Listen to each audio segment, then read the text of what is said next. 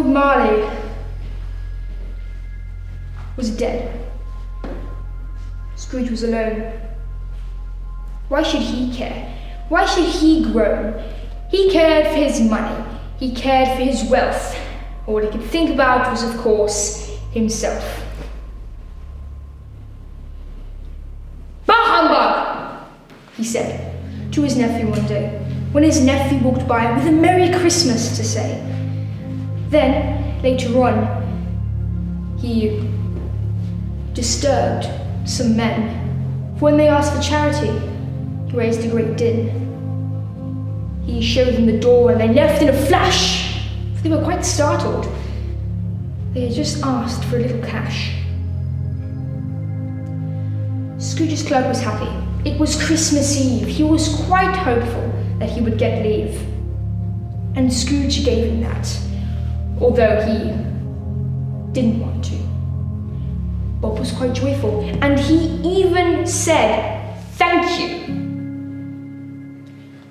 Scrooge returned. Was quite normal. He walked silently and acted quite formal. He arrived at his house. It was then that he beheld that the knocker had changed. It seemed to have swelled. It was Marley's face. Scrooge was rather frightened. He ran in his house and his room was brightened. There was a noise. It came from the stairs. Scrooge's eyes enlarged. They enlarged like pears. A ghost came. Scrooge let out a scream. It was Marley's ghost, and it was not a dream. The ghost warned Scrooge to change his ways. Other ghosts would come in a total of 3 days. The ghost left. Scrooge didn't believe it until the first ghost came. Then he finally perceived it. The spectre took him to the past, where he was made happy, and made happy quite fast. He saw old friends, people he knew. He saw himself and some rather old glue. Yes, that's right. He's at school and reading some books. He saw imaginary friends that had adventurous looks. Then they went ahead to when he was a little older. He saw his sister, her joy that could smoulder. He saw old Fezziwig when he was an apprentice. The two worked quite hard to get ready for Christmas. And then his true love, who his greed overtook. His love had turned into a golden brook. Then, in a flash, the spirit of the past was gone from sight, and Scrooge was left alone in his room at last. Then, a large, jolly giant, splendid to see, said to poor Scrooge, "It is me!" The ghost of the present. This one's quite jolly. His head wears a wreath formed out of holly. Off they went to see the Christmas of Cratchit. Of all Christmases, not one could match it. The food was quite scanty, yet unhappy they are not. Merry, perhaps. That happens a lot.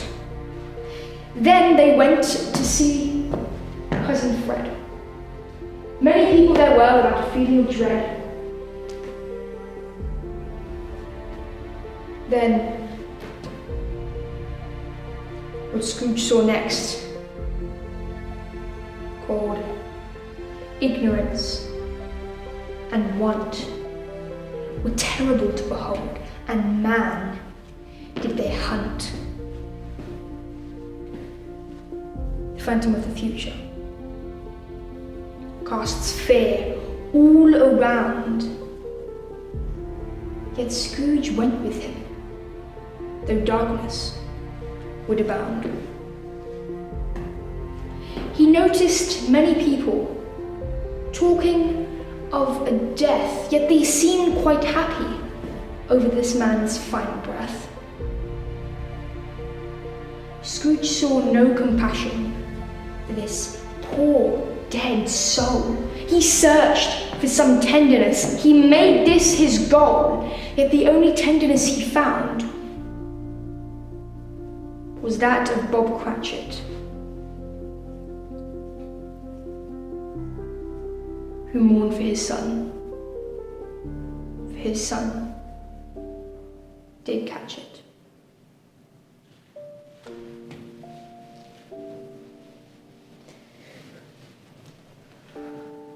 Tiny Tim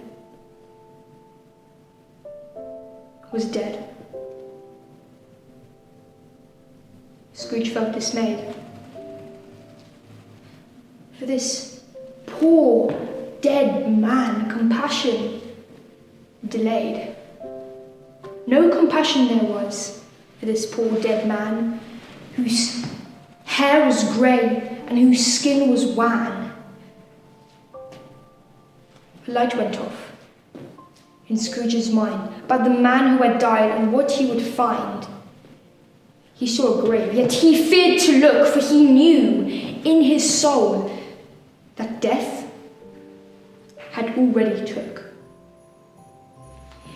He begged the phantom, "Please, show me hope! If you show me no mercy, I don't think I can cope." Then Scrooge started awake. He had vowed to amend, and change he did. On the Spirit did he depend. He helped poor Bob. He gave to the poor.